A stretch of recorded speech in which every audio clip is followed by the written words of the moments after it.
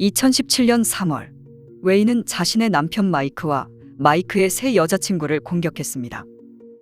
이후 피해자 가족은 가해자 가족에게 막대한 돈을 지불한 후에야 정의를 실현할 수 있었습니다. 그렇다면 이 부부에게 무슨 일이 있었는지 사건 속으로 들어가 보겠습니다. 웨이는 1984년 후베이성 샹양시에서 태어났습니다. 그녀의 아버지는 자전거 수리공이었고 어머니는 농사를 짓고 허드렛 일을 하며 생계를 유지했습니다. 가족의 소득이 극히 적었기 때문에 웨이는 학업을 이어나갈 수 없었죠. 2000년 16살이 된 웨이는 결국 생계를 위해 고향을 떠나게 됩니다. 이후 웨이는 끊임없는 노력 끝에 상하이에 정착할 수 있었고 그곳에서 그녀는 해외 브랜드인 넥스트 매장에서 아동복 판매원으로 근무하고 있었습니다. 같은 해 마이크는 넥스트 그룹에 의해 상하이로 파견되었고 처음에 마이크는 중국 시장의 이해도가 전혀 없었기 때문에 그는 먼저 매장으로 가서 판매 상황을 살펴보았죠. 그곳에서 마이크는 웨이를 만나게 되었고 두 사람은 곧 사랑에 빠지고 말았습니다. 이후 두 사람은 아들을 낳았고 결혼까지 하게 되었습니다. 처음 마이크의 주변인들은 이 결혼을 좋게 보지 않았습니다. 마이크는 영국 중산층 가정에서 태어났지만 웨이는 고등학교도 졸업하지 못했고 그녀의 가족은 매우 가난했기 때문이었죠. 두 가족의 배경은 확연히 달랐습니다. 웨이는 결혼 후 직장을 그만두고 전업주부가 되었고 주변인들의 걱정과 달리 처음 몇 년 동안 부부의 관계는 매우 좋았습니다. 하지만 두 사람은 오랜 시간 함께 지내면서 조금씩 균열이 생기기 시작했습니다. 웨이는 물질적으로 풍요로운 삶을 살고 싶었지만 그러나 마이크는 아내의 모든 요구 사항을 충족시켜줄 수 없었죠. 마이크의 아버지는 웨이의 성격이 자기중심적이라고 말했습니다. 또한 웨이는 쇼핑에만 관심이 있고 가정에는 소홀했습니다. 결혼 후 마이크와 웨이는 크리스마스를 맞아 영국에 있는 마이크의 부모님 집에 방문하게 됩니다. 그때 웨이는 마이크의 부모님과 대화를 하지 않은 채 고개를 숙이고 휴대폰만 만지작거렸습니다.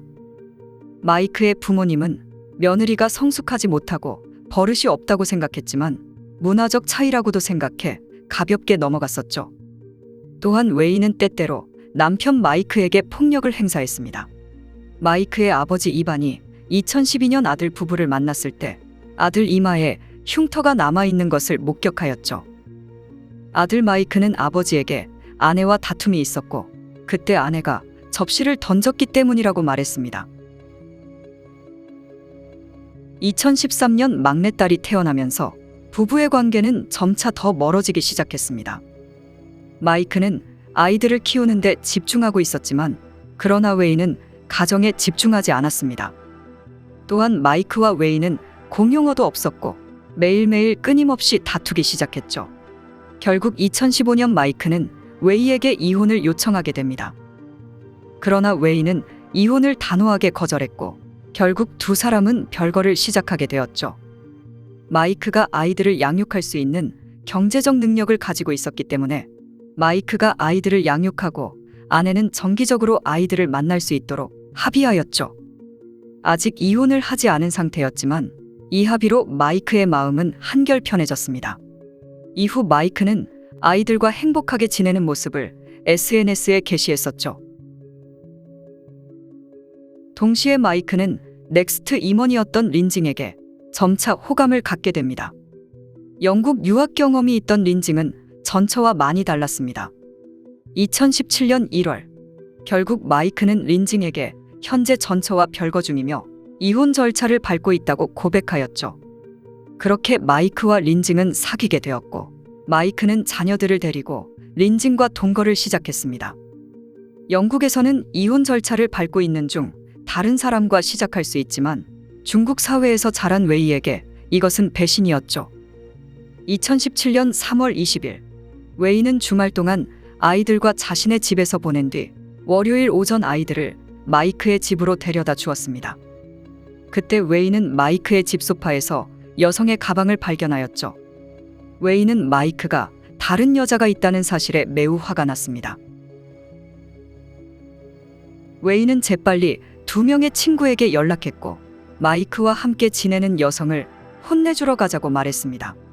그날 저녁 8시경 마이크와 린징은 퇴근 후 집으로 돌아왔고 이때 웨이는 친구들과 마이크의 집으로 향했습니다.